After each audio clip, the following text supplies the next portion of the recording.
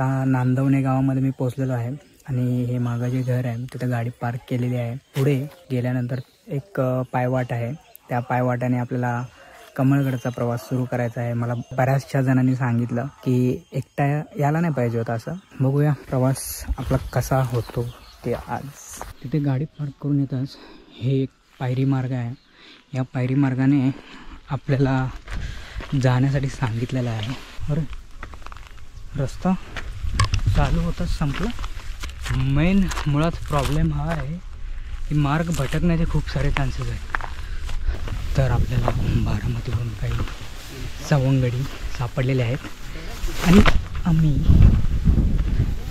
त्यांच्याबरोबर ट्रेकला सुरुवात केली आहे। हा ट्रेक कंप्लीट करण्यासाठी मिनिमम तुम्हाला 2 तास लागतात आणि जर तुम्ही बरेचसे स्टॉप घेत जात असाल 3 तास कमीत कमी लागतात ह्या ट्रेकसाठी।